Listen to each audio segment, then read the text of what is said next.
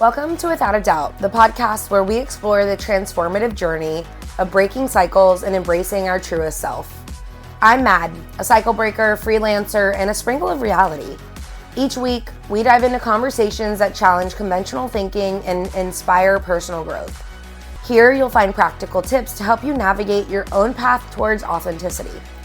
Whether you're looking to overcome limiting beliefs, create meaningful change in your own life, or simply live more authentically, you're in the right place.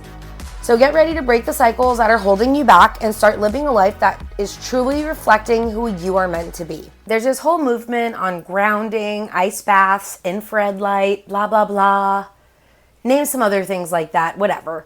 Whatever modern day traps have you fallen into thinking maybe this is something that I too need to do to bring me back to myself. I need this self-care routine. But let's just jump into the idea that you were already born to do the shit that we are already doing. You are probably already doing these things or a version of these things that they want you to buy into. The great beautiful Mother Earth has already given us these amazing natural elements that we are meant to use for our own consumption and of course in moderation. Grounding is one of these real basic ideas that's floating around on the interwebs. Grounding yourself to the earth. Feel it between your toes. I heard this first in outdoor park yoga when my teacher would talk about really just feeling the earth and ground under your feet. We practice barefoot and you could just gently sway side to side, feel out the weight that's underneath your toes, your heels, the balls of your feet. And it really showed me how much I really do feel within and underneath. Think of it when you go to the beach and the sand is beneath and in between your toes. That is the grounding feeling. Truth be told, I am a barefoot girly. Admittingly, I walk to the neighborhood dumpster barefoot without shoes. I take my garbage and plant debris over there willingly barefoot. I garden barefoot. I walk to my car barefoot. My feet even have a slightly dirty tint to the bottom of them from years of training them with this so-called grounding. I was born on the streets of Miami. I was born to a barefoot mom, and I even love to just be barefoot. It's a constant grounding thing I do. Even if I'm not on the rich, cold soil, we can constantly ground, partake in grounding, and we are already doing these things. You don't have to make it fucking weird. You don't have to go out and walk around barefoot in your neighbor's grass. I just think you need to think about good times you can ground. My favorite time to ground, I think about a grounding time is when I'm at the music festivals. Live music, sunshine, soft green grass. I'm talking about that up north soft green grass, the golf grass. You know, the grass you want to roll in like a little moo-moo cow. Grounding is something that we already do. It's something we've actually always done as humans, and we probably aren't even noticing because once again, we're not living in the present. If you're actively taking time out to ground, yeah, you do it. You've been grounding. It is a noted action that you have got it done versus grounding unintentionally. Both absolutely carry value in living at how we feel, but nature is what is providing that to us. And that is how we can actually reconnect to our center. It's like feeling the sun on our face. Being from the sunshine state, I always say I thrive under sunlight. I'm like a little iguana. The sun has a way of truly brightening up a day for me. Maybe that even is true for you. Exposure to sunlight is thought to actually increase the brain's release of your hormones called serotonin. That serotonin is associated with boosting your mood and helping us to actually feel calmer and more focused. Not only is the sun just healing for our mood, it helps with vitamin D, and it's been known to lower blood pressure. When sunlight hits our skin, our body releases something called nitric oxide into our blood. That compound brings down our blood pressure, and that improves our heart health. Maintaining healthy blood pressure can actually reduce our risks of cardiac disease, strokes, and having feelings of relaxation may actually bring up your happiness. Have you ever heard of infrared light? Hello, fake sunshine, another one of those contraptions that has us feeling like we need to buy it.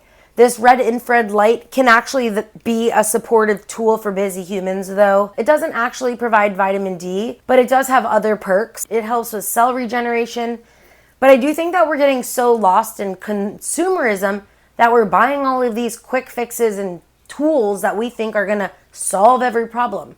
Save your money and take a 15-minute sunshine break outside, put a hat on, cover your face, and go for the damn walk. The sun can cause UV damage, obviously sunburn and other things, but sunshine and sun are crucial for vitamin production and a healthier lifestyle.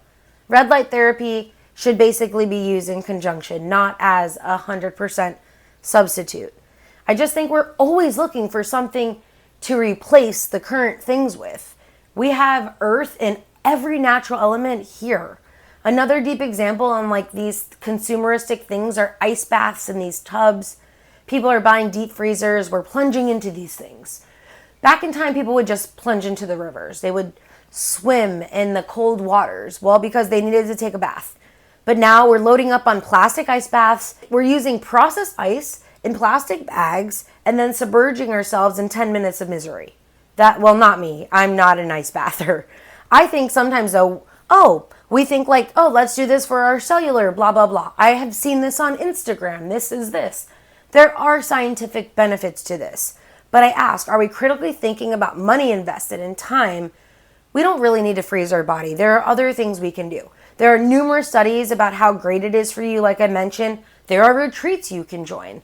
But it's not my jam. I don't like to be cold. I'm a bitch when I'm fucking cold. I'm a cold fucking bitch. But for real, cold plunges can be good for your joints, muscle recovery, performance, only when we're doing it in conjunction with other healing modalities. It works when we work it, and I get it. Using the freezers or the ice tubs or whatever you got and doing what you got with what you can when you do it, whatever, I get it. The ice baths, you got to. I'm just telling you, I'm not going to spend my time or money lugging, storing, buying, and sitting in ice. I think I'd be more willing to jump into a cold river. I'm a nature girly. I like the views. I like the natural elements. And the idea to swim in a crystal clear river, that plunge pulls me in. I like to be free in the nature thing. Nature is healing, and it's often referred to as nature therapy or ecotherapy. It involves the therapeutic benefits that nature provides to our mental and our physical well-being. And let's talk about a few key aspects just to finish up this episode. Stress reduction, spending time in nature will lower cortisol levels, reducing stress, anxiety. You heard me talk about sunlight and blood pressure. Improve mood, happiness. Exposure to natural environments is actually linked to increased feelings of happiness and reduce symptoms of depression. Get outside. Also, enhance creativity. Nature will undoubtedly boost creativity and your problem-solving abilities. It's a mental reset. It gives you the time to restructure and fix the foundations and the cracks. It also has great physical health benefits. Just getting outside, a walk is so good for cardiovascular health, boosting your immune system, and just promoting your overall fitness. And also, we talked about the present now, power of now, mindfulness. Being in nature really encourages that. Truthfully, if you get into the mountains, you have no cell service, you are forced to be in nature, submerged in that shit. It makes us more present. It makes us focused here, connecting us to our surroundings.